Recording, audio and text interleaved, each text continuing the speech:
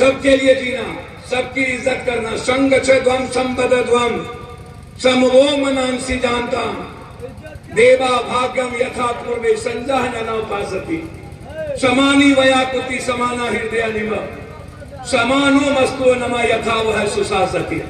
संग ध्वम, संग मतलब साथ। आपके पास जकात भी है, दस्तरखान भी है, आपके पास मक्का में जाने का वक्त भी है और आपके पास 5 वक्त अल्लाह के पास जाकर अपने गुनाह को खत्म कर दोबारा भूल नहीं करने का वक्त भी है। करो ना, हमेशा गलतियों करके बार बार आप नमाज पढ़ोगे, कुछ नहीं होगा। बस चूंकि मुझे मधेपुरा और कई जगह जाने हैं, मैं इस मंच से सिर्फ इतना कहूंगा, कभी हम साम्यवाद और समाजवाद के बीच से निकले थे तो पूंजीवाद के बीच बढ़े, और पूंजीवाद आज इस कदर ऊपर है।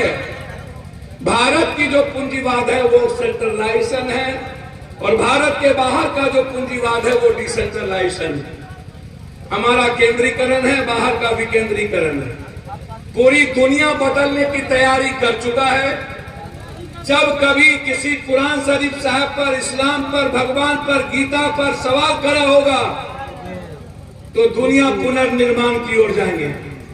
याद रखना, यदि पप्पू यादव विकलांग हो जाए तो चलेगा, यदि भाभा विकलांग हो गया तो चला, यदि हॉकिंस विकलांग हो गया तो दुनिया बदला, डॉक्टर अब्दुल कलाम विकलांग थे तो दुनिया बदले, यदि अब्राहम लिंकन विकलांग थे तो दुनिया बदला। लेकिन यदि पूरी दुनिया के लोगों की मानसिकता विकलांग हो जाए तो फिर इस्लाम और कुरान शरीफ साहब अपनी चीजें को बदलने की तैयारी करते हैं। पूरी दुनिया में वार की ओर हम जा रहे हैं, कहीं वियतनाम तो कहीं यूक्रेन तो कहीं हम पुनर्निर्माण की ओर जा रहे हैं। और ये पुनर्निर्माण अल्लाह के सोच से ही शुरू होती है। इंसान करे ना करे, नेता ने जितना पाप कर दिया, आप लोग थोड़ा नेता की भी चमचागिरी हम सब बंद करें। इस धरती पर नेता से बड़ा यजीद रावण कोई नहीं है। यदि इंसानियत को बचाना चाहते हो तो अब नेताओं को घर में बैठाना बंद करिए। नेता का मतलब है सिर्फ वोट देके उसको एक अच्छा इंसान को भेजिए। जरूरत नहीं है गलत आदमी को सलाम करने की और अल्लाह हाफिज करने की। गलत आदमी को जितना दरकिनार रखोगे उतना मानवता बचेगी। ये नफरत और डर और इंसान के बीच का जो बंटवारा है, लोकतंत्र जो आज खतरे में है, संविधान की मूल ताकत समाप्त हो गई ना। उसने हमने कहा था सूर्य निशा सूर्य बकरा मैडम रंजीत रंजन ने, यदि नरेंद्र मोदी जी सही में आप इस्लाम को समझे हो, पढ़े हो, तो आप इस तीनों चीज को पढ़ लो। यदि मुसलमान के लिए कोई कानून बनाना चाहते हो तो कुरान शरीफ साहब का यह सब का कानून बना दो, आपको कोई कानून बनाने की जरूरत नहीं पड़ेगी। क्या होगा? इसीलिए एकता महापाप का दौर, नेता से लेके पदाधिकारी, पुनर्निर्माण की शुरुआत होगी। हमारे जैसे लोगों के मंचों पर आकर बोलने से कुछ नहीं होगा।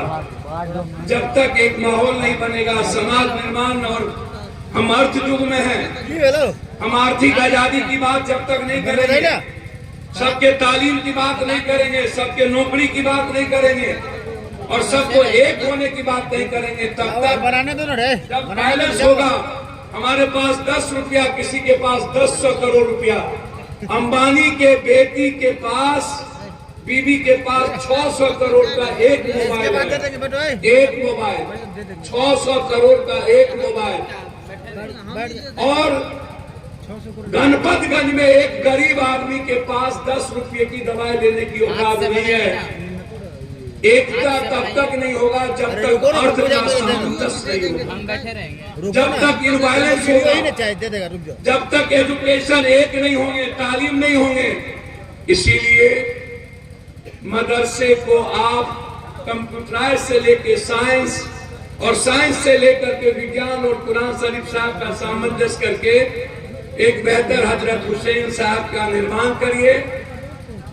आप रोजगार और अर्थ पर बल दीजिए। मैं मुसलमान भाइयों से, दलित और गरीबों से कहना चाहूंगा कि आप अपने जीवन को शिक्षा की ओर ले जाइए। बिना तालीम के अपने बच्चों को मजदूरी करने पर जोर मत दीजिए। एकता चाहते हैं तो अपने बच्चों को तालीम दीजिए, मदरसा भेजिए और स्कूल भेजिए। पढ़ने पर जिस दिन आप जोर दे देंगे और इक्वलिटी होगा, इकोनॉमिकल और एजुकेशनल, उसी दिन रेसलिंग कम होगा तो एकता की शुरुआत होगी। सिर्फ भाषण देने से कुछ नहीं होगा। बहुत बहुत आप सब इतनी बड़ी तादाद में यहाँ हैं और आपके सारे बंदे हैं। मैं आपसे विदा लेना चाहूंगा। आपने हमें बुलाया, ये मेरा सौभाग्य है, मेरी खुशनसीबी है कि आप इतने अच्छे लोगों से दुआ दवा दोनों हमें हृदय से मिला होगा। आप नमाज में हमें याद रखना, बस कुछ करना या ना करना, कुछ देने की जरूरत नहीं है। किसी के तरह दुर्योधन को दे दो पूरी चीज, सिर्फ अर्जुन को अल्लाह दे देना, उसी में पप्पू यादव दुनिया बना देगा। यही कह के जाता हूँ। बहुत बहुत धन्यवाद। मैं आप सबको हृदय से अल्लाह आपको हमेशा हिफाजत रखे, सुरक्षित रखे, आपको कोई दर्द ना हो, आपको कभी दुख ना हो, आपको कभी कष्ट ना हो और आपके मुस्कुराहट को कोई छीन ना सके। मैं जिंदा जब तक हूं, मैं कोशिश करूंगा आपके साथ साए के तरह खड़े रहने की और इस्लाम के इस रास्ते पर चलकर इंसानियत की जिंदाबाद करने की। अस्सलाम वालेकुम भैया। आइए समय अभी जो हमारे पूर्व सांसद पप्पू यादव जी ने अपने स्पीच से आप सबको झंझोड़ कर रख दिया है। यकीन जानिए, मैं चाहता हूँ अभी सर को कई जगह जाने हैं, आप एक दफा जोरदार ताली बजाए। हम सर का तहे दिल से शुक्रिया अदा करते हैं इस गणपतगंज की धरती पे कि सर ने आए और हम सब